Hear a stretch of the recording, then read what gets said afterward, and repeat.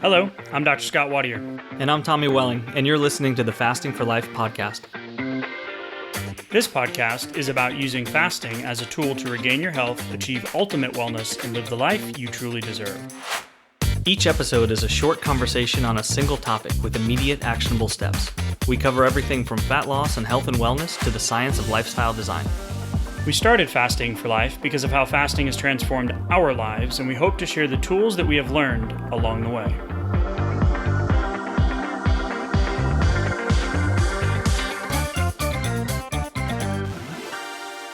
Hey everyone, welcome to the Fasting for Life podcast. My name is Dr. Scott Wadier, and I'm here, as always, with my good friend and colleague, Tommy Welling. Good afternoon to you, sir. Hey, Scott, how are you? Doing fantastic, my friend. As always, I'm excited about today's podcast episode. I want to welcome all of you new listeners in. Welcome to the Fasting for Life podcast. If you want to hear more about Tommy's story or my story or our journey with fasting and how fasting has transformed our lives, you can head back to the original episodes when we were wee little brand new infant podcasters and we just had a story to share and we decided to turn on some microphones and 1.2 million downloads later, here we are speaking to you listeners every single week. And I just want to welcome the new listeners in. Go ahead, check out our story. Be graceful, give us a little grace. You know, we've evolved along the years, and today's conversation that we're going to be talking about sleep actually relates directly back to the beginning of my journey. And I know, Tommy, you had some direct ties with sleep as well. Absolutely. And we're going to talk briefly through our journey and how it relates to the topic of sleep. But we really want to give you, because I personally feel that sleep is very under discussed or it's just not talked about enough when it comes to specifically weight loss, but really just overall health, especially in today's world. Yeah, agreed. As our world keeps speeding up and we are just moving at like just light speed, sleep becomes less and less desirable, harder and harder to get. And it just feels like we're kind of constantly being pulled away from it. I mean, we have screens and devices in front of us all the time that are so much more interesting than actually just closing our eyes and getting some rest. But it turns out like it's so important, and it can make all the difference between, you know, weight loss, health, success, and versus just, you know, not understanding, not being able to put all the pieces together. And that's where I was for a long time.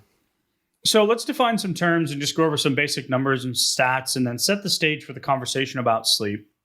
And then we're going to relate it directly to a study that Tommy's going to break down and talk about some numbers directly related to weight loss.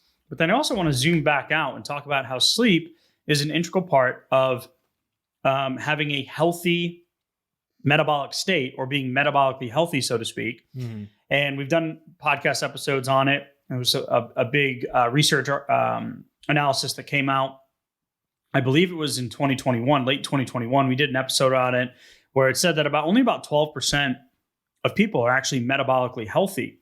Right. And that really was kind of an eye-opening message to, at least to us, in that, you know, the work that we're doing and reversing insulin resistance and reversing diabetes and getting the weight off and maintaining those changes, and why it's so important. And you know, one of those, the pieces of that puzzle in connecting it to insulin resistance is that metabolic health piece. And sleep really, like you had alluded to, Tommy, has become something that, and we'll talk about boundaries too, related to fasting and sleep and how it affects your cravings and hunger and all that kind of stuff. Mm-hmm. But for instance, you know, sleep is one of those things that seems to be pushed out of the necessity category into the, I'll get it, I'll sleep optional when I die, right? Yeah. Or I'll sleep when I'm dead type mentality, right? Yeah. So we're going to talk about some stats. We'll talk about sleep. We'll give some definitions. We'll talk about the study and how it relates to weight loss and insulin resistance. And then we're going to share with you our sleep guide that we've created that we use inside of our challenges and inside of our coaching, our continuity group.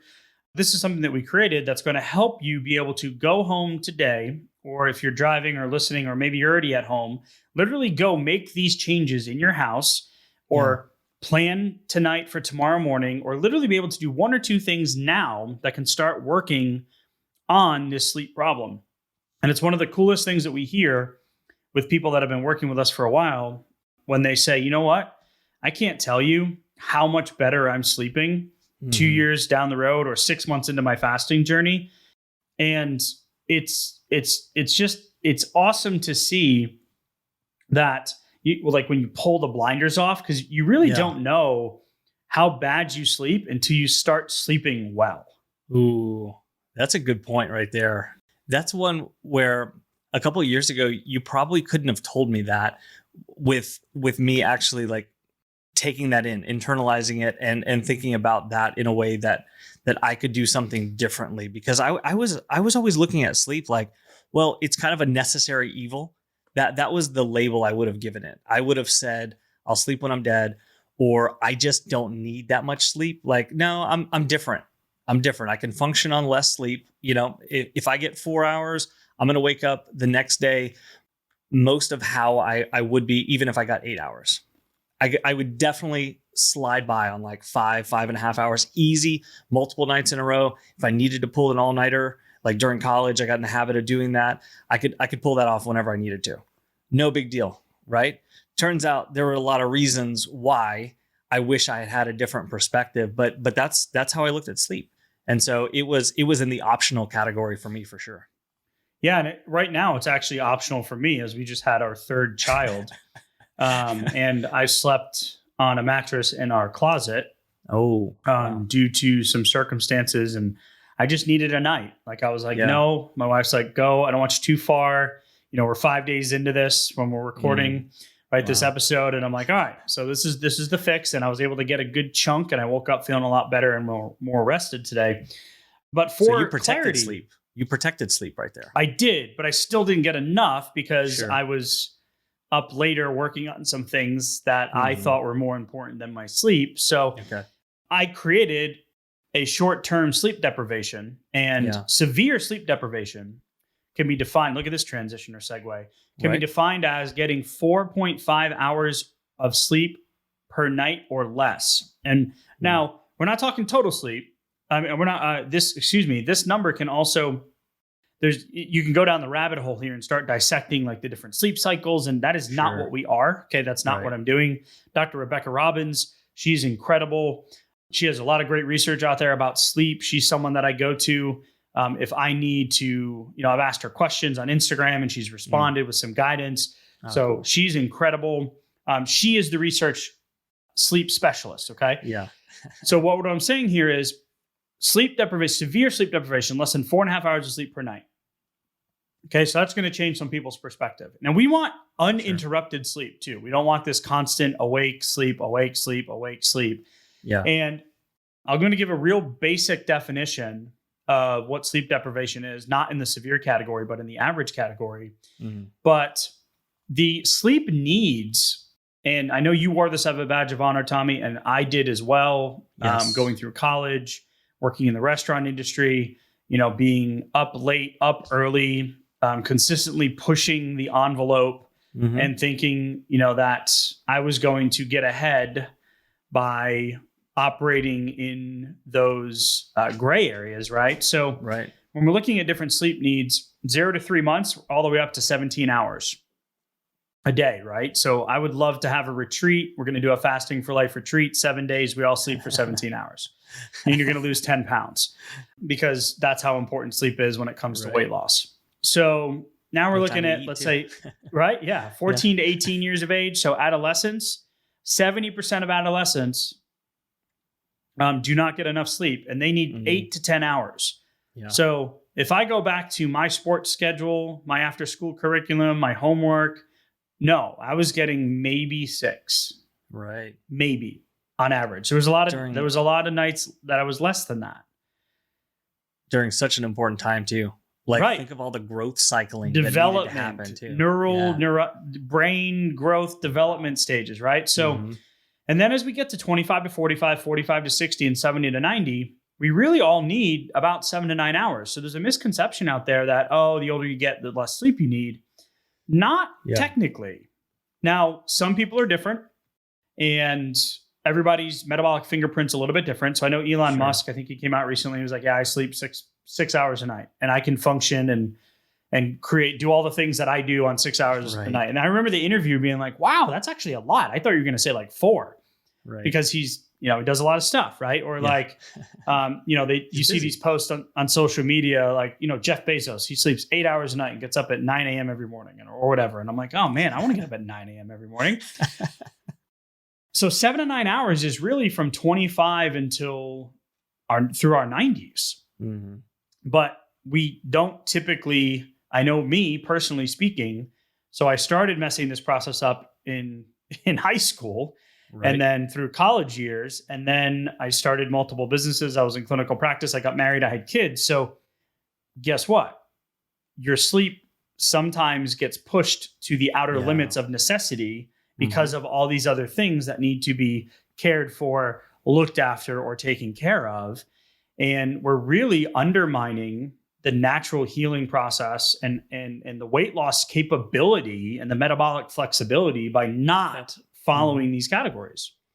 Yeah, and that's crazy. A lot of good points in there too, because what I also heard, or what that reminded me of, was the fact that then later into your 30s, utilizing a lot of your free time to jump on the rowing machine, right? To get more calories in, to get more calories burned there, because you're at that point, you're chasing your health, right? And you're trying to lose the weight. So you jump on, I did the same thing where even if it was 10 o'clock at night, could be 11 o'clock at night, I might jump on the treadmill or on the like elliptical machine so I could burn some more of the calories. Well, I could have just gone to bed and I could have burned through probably half of those calories. Sure, it wouldn't have looked as good on my my calorie tracker, right? But my physiology would have been better for it. My metabolic rate, my fat burning would have been better off for it. I would have had better inhibitions and self-control the next day, and better quality of life the next day and the next day after that too.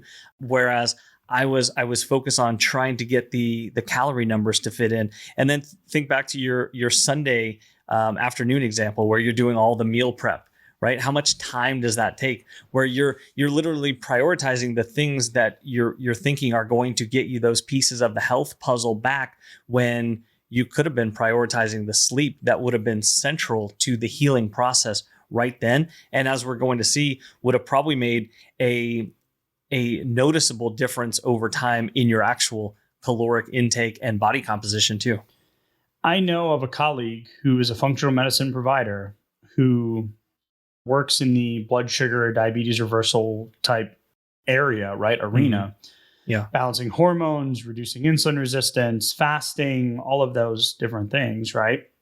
With the outcome of increasing long-term health metrics, that will not accept clients if they do not agree to make sleep the number one priority. And sometimes they'll even have to go through like some test runs and track their sleep. And once the body gets enough sleep, then they can get into the program.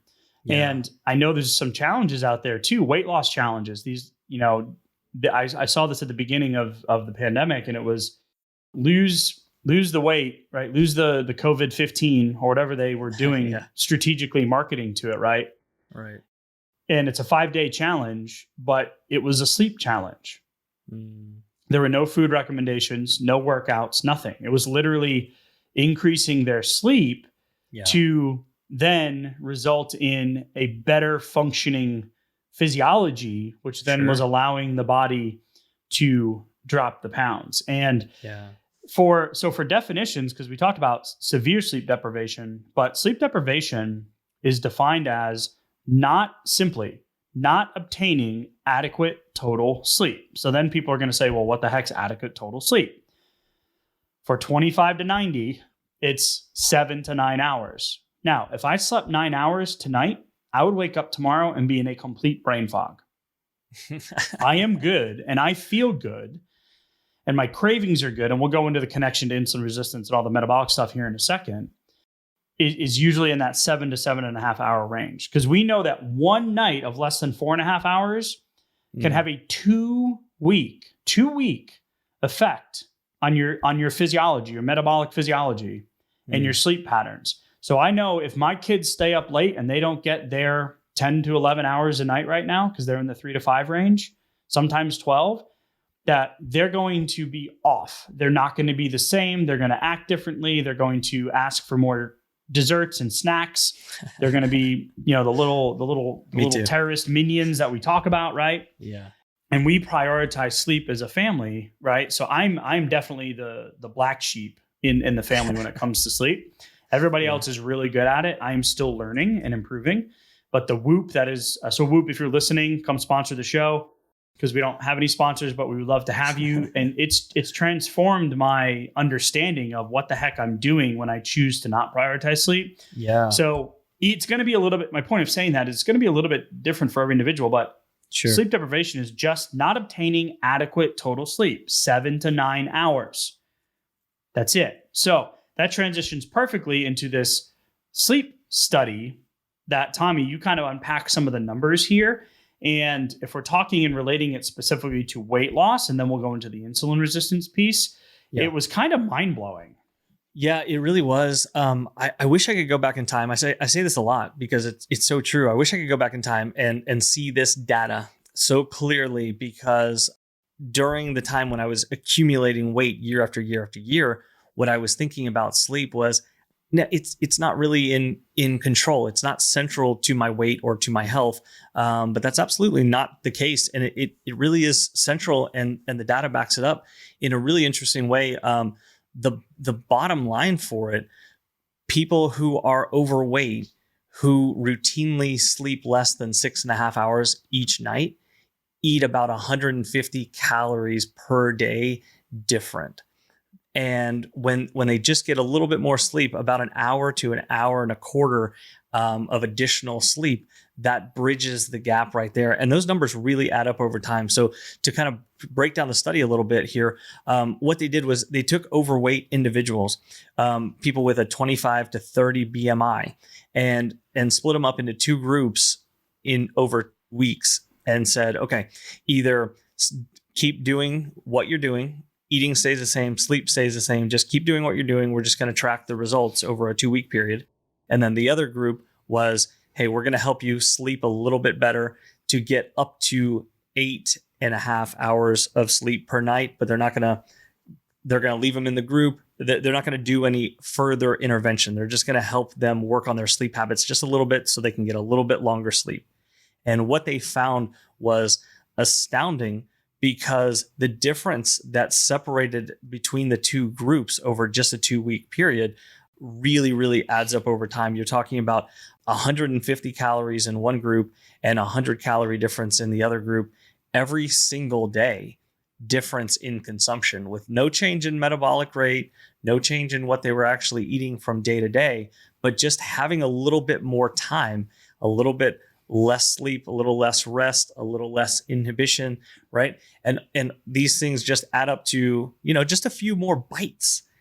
But every single day they add up. And just over that 2-week period, you're talking about an increase in a pound in the group that slept less. And you're talking about a decrease in a whole pound of fat in the group that slept just that 1 to 1.2 hours more.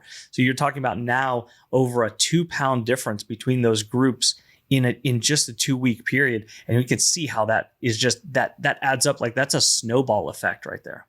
And that was just for body fat content, or was that for total scale? Yeah, the results were similar in both, but there was about a 2 to 2.5 pound difference in total weight, and about 1.5 pound difference in just body fat alone, over a pound and close to 1.5 pounds of body fat in just those 2 weeks. Okay, so what I was hearing there was a sleep extension group and a control group. And literally, this is the coolest thing about this study that I found, was like, no, you just keep doing what you're doing. Yep. And that group was like, just keep doing what you're doing, was that less than 6.5 hours per night.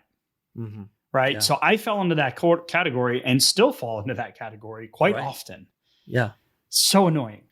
But you got to know where the weak spot is, so then we can improve it. Right. So, and the interesting thing, the other thing that I really liked about this, what I was hearing was, this was between a BMI, right? So BMI between 25 and 29. So this is the overweight category, not the obese category. So the overweight category in the United States is about 72% of the population.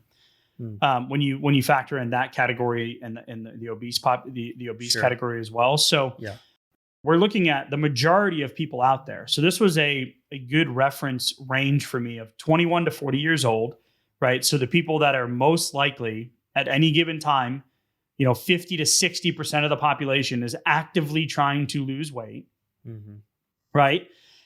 So I like this because it was like, okay, this is me. This is what I used to do. This is what I tend to still do sometimes. I'm in a season with a new baby where I'm going to be in this, just keep doing what you do in control group of sleeping less than 6.5 hours a night, right? But it's the overweight category, the 15 to 20 pound group. It's the 21 to 40 years of age, men and women, right? It's really like a good comparison to like the average.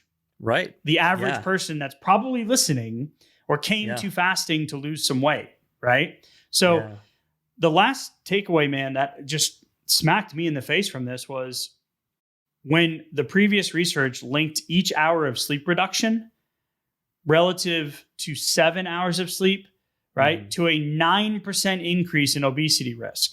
Yeah. Just unpack that a little. We need to hear that again.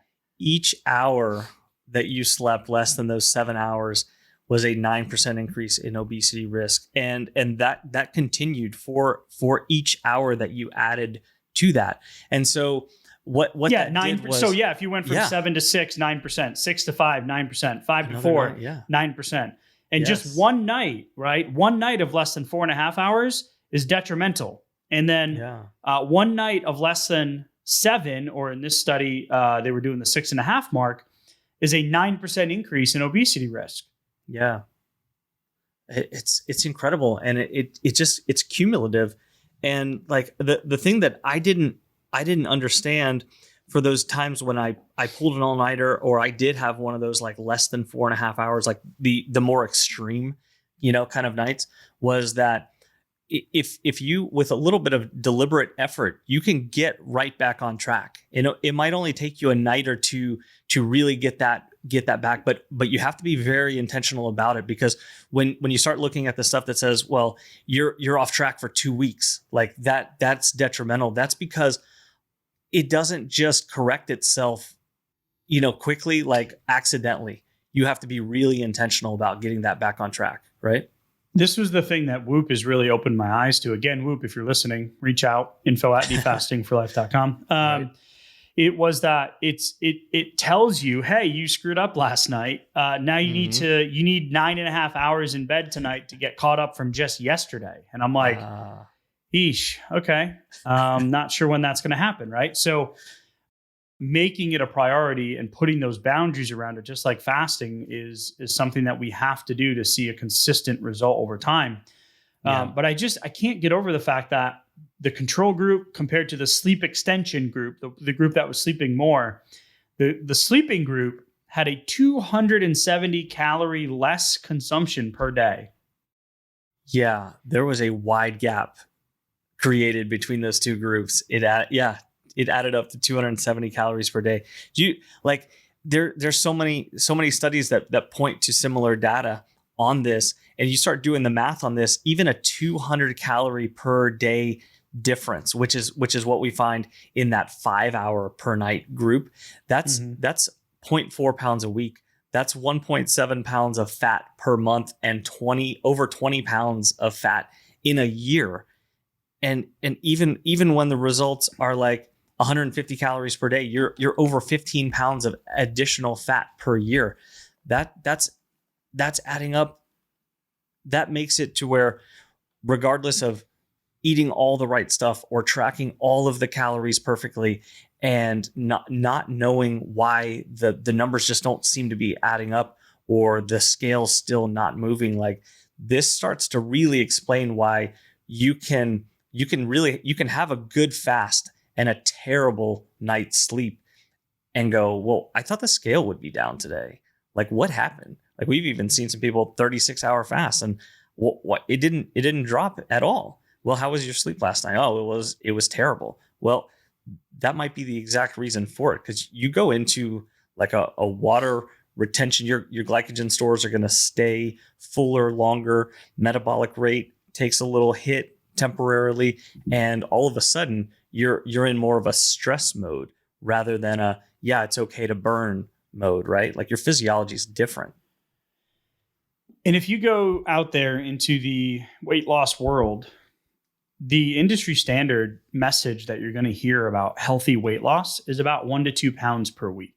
Mm-hmm. So if we're talking about just that 200 calorie, increase over the course of a week, it's going to add up and it's going to slow down your progress to the point of frustration. Mm-hmm. And this is why the boundaries around sleep are important, because I'll unpack just rat-a-tat-tat here how sleep deprivation, not adequate sleep, right? Mm-hmm. Not the less than 4.5 hour severe sleep deprivation category, but just the general healthy definition of sleep deprivation, which is not getting enough adequate sleep every night. Okay. Right? It's you're going to then increase the fatigue. You're going to decrease your leptin, which is the hormone that tells your body, and we did a whole episode on leptin recently, that it's full, that it has enough stores for winter. And your ghrelin hunger hormone, your short-acting ghrelin hormone is going to go up. You're going to be awake with more opportunity to eat. I don't know about you guys, but being up late at night, like the snack monster wants to get me. Your body temperature is going to decrease. You're going to have altered body thermoregulation, right? And the total daily energy expenditure, the TDEE that your body burns every day, has other categories that aren't just exercise related. So NEAT, right? Non-exercise activity thermogenesis, right? So your body burning off that extra consumption. Your cortisol is going to go up. Your sympathetics are going to go up. Your appetite and cravings are going to go up due to the hormone imbalances. Your metabolic rate and flexibility is going to go down. Your glucose tolerance, the ability of your body to process the glucose floating around in the bloodstream, which triggers insulin to then either store it or shuttle it into a cell or into the liver or to burn it. And your insulin levels and the time insulin's going to be there in your bloodstream is going to go up. And that is going to result in things like insulin resistance, weight gain, obesity, and metabolic syndrome. So why do we care about the BMI and the weight? Well, because that leads to higher weight categories. And we know the correlations between carrying the extra weight and the adverse health effects that happen and start to show up, like metabolic syndrome and the high blood pressure and cholesterol and blood sugar related issues that pop up in your 4th or 5th decade of life, but they really started back in your teenage years when you weren't getting enough adequate sleep and you were increasing this insulin resistance and this inability of your body to have this metabolic flexibility. It's just crazy that, just by that one night of sleep, you're going to have, that potential caloric increase. And the point of me bringing all that up is you might be able to willpower your way and Navy SEAL your way through that for a short period of time. But if you're constantly undermining the effect of the weight loss program or the fasting schedule that you're following, if you're constantly undermining that with not getting enough sleep and you have all of those hormonal cascades take place that I just mentioned, guess what? That is a heavy cross to bear, in trying to will your way through that. And we talk about willpower a lot, that it is finite. It is that consistent win, that consistent showing up. So I just love the fact that when we talk about boundaries around fasting and our fasting windows versus our eating windows or our nutrition windows, we can do the same thing with sleep, which is why we have the how to get great sleep infographic guide that we're going to have you guys go to the website, thefastingforlife.com, thefastingforlife.com. And you can go to the resources, you can download it, we'll zip it over into your inbox, but it's going to give you 5 or 6 exact things that you can do today to start slowly pulling back the layers of the inadequate sleep. So powerful. Those boundaries, like just the reason why there's so much magic in getting those little boundaries right for fasting but also for sleeping, and they work together like so powerfully that it can blow your mind. I can only speak from experience, right? So I did keto, I did fasting, I was doing all this metabolic testing. One test I ran just to make sure wasn't here's the problem. is all of my numbers look good. I had a little bit off in my liver enzymes. My blood pressure was slightly elevated, but it always been that, like always, quote air unquote, quotes, always been that way. Mm-hmm. And started having a lot more fatigue and brain fog. By the way, these are signs of weight loss and insulin resistance, right? Sure. Yeah. And they're also signs of, guess what? Sleep deprivation. Okay. Right. Like, so insomnia, and 70% of American population doesn't get enough sleep, and 10% suffer from insomnia, and millions and millions of Americans have trouble getting consistent sleep. And as we age, we have more inflammation and more pain, and et cetera, right? So I was literally having these little like flares go up, and had some short-term results, and would get on the rower and force my way through, but was going through a lot of stress in business and life and kids and marriage and family and all this stuff, right? Speaking to I know I'm preaching to the choir here, right? But from a place of experience, it wasn't fasting, just fasting.